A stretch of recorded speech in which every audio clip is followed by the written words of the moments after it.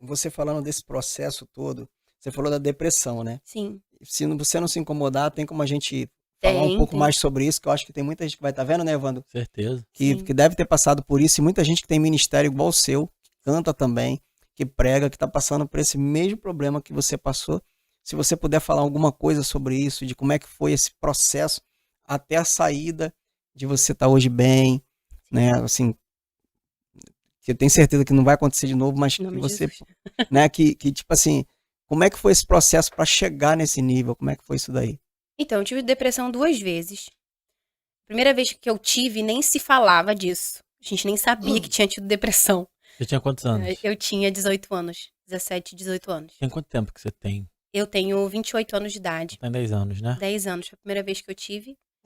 Foi por um término de um relacionamento. Que eu que terminei. Olha que loucura.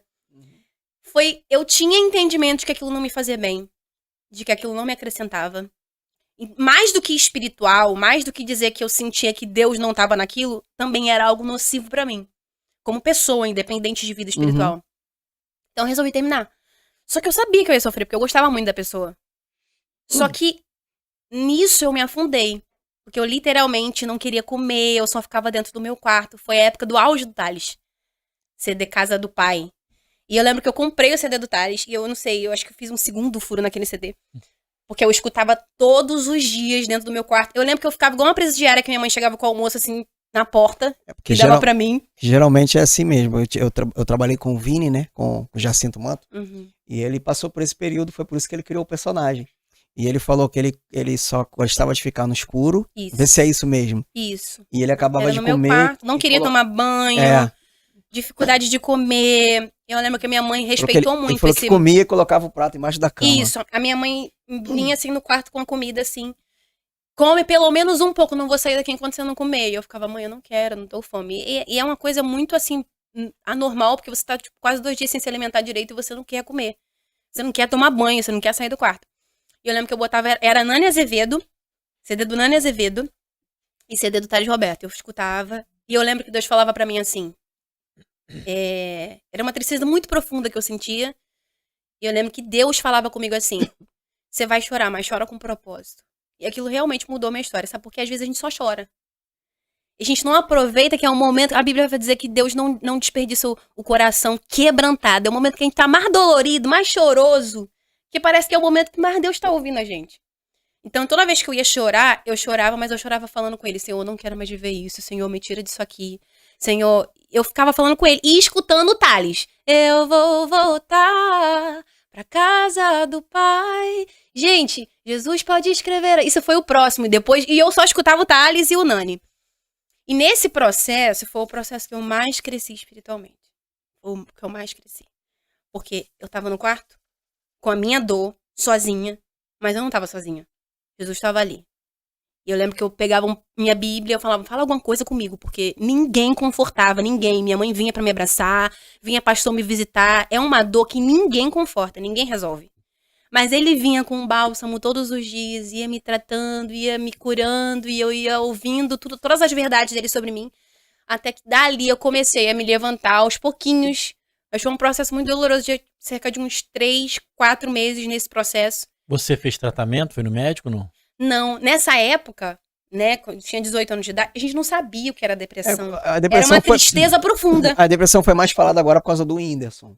Assim, já tava sendo muito falada, mas depois que o Whindersson, né, que é o maior influenciador do Brasil, no caso, ele assumiu que ele estava... Eu não sei se eu concordo com vocês. Eu não acho que é tão recente. Talvez seja recente a aceitação na igreja. Na igreja. A igreja, talvez, não sei. Mas é porque eu não lembro dessa recordação de eu saber que eu estava dentro de uma depressão, sabe? Nem a palavra eu lembro de me remeter. Que faltava entendimento do que era, né? Entendi. Porque na igreja as pessoas agora que estão enxergando de uma outra forma também, né? Ou você não pensa assim? Não penso. Porque eu vivi... Eu não tive depressão diagnosticada, mas eu fiquei num estado depressivo bem forte, assim. E diagnosticado eu tenho transtorno de ansiedade, né? Então você vai falando, eu vou me identificando com algumas coisas. Mas quando eu desenvolvi e passei a me relacionar com isso, eu já tinha um entendimento, porque era uma coisa que eu lia. Eu tô falando isso porque esse é engraçado como que Deus faz umas coisas e o diabo também sujo e vai ali no que você menos espera, né? Porque esse é um assunto que eu sempre me interessei. E quando eu trabalhava apresentando um programa de TV lá na HIT, eu bati pé lá e falei, cara, a gente vai falar sobre depressão e ansiedade. Porque eu tava lendo sobre, eu falei, cara, os cristãos precisam ouvir falar disso. Porque eu vi de um contexto de igreja em que depressão era demônio, era espiritual, tinha que orar pra ser curado, sabe? Você é ser humano, você tá suscetível. Exato. Então, essa minha leitura, por exemplo, só tem 3 anos só que eu saí da HIT, então isso deve ter pelo menos uns 7 anos. Que eu leio, que eu estudo sobre depressão. E eu também posso estar transformando a minha percepção numa percepção geral do mundo que não é. Mas a pergunta que eu quero te fazer é a seguinte, hoje você com uma noção do que você viveu,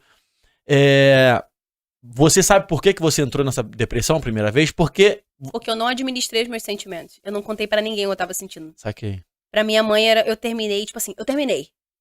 Tô bem. E não foi isso que aconteceu. Entende? Eu não conseguia compartilhar isso com ninguém. Não entendi, mas, por exemplo, o seu término teve relação com alguma coisa que você viveu na infância, na adolescência, por exemplo? Eu não sei se me lembrou. Eu acho que sim. Porque geralmente é o que acontece. Eu tive... Minha mãe e meu pai foram muito ausentes. Então eu sempre fui uma pessoa dependente. Entendi. Então eu criei uma dependência naquela pessoa. Entende? Faz todo sentido. Quando eu me vi sem aquela pessoa, eu falei, cara, acabou meu mundo. Não tenho mais a minha base. Porque eu não conseguia entender que eu era um ser humano sozinho, também podia ser feliz. Você achou uma figura em que você poderia confiar, repousar, e de repente essa figura que era na mente, a única figura que você viveu isso, não existia mais. E você nunca mais ia conseguir alguém que você pudesse confiar e repousar. É um ponto muito interessante, porque realmente não tinha nunca nem parado pra pensar nisso.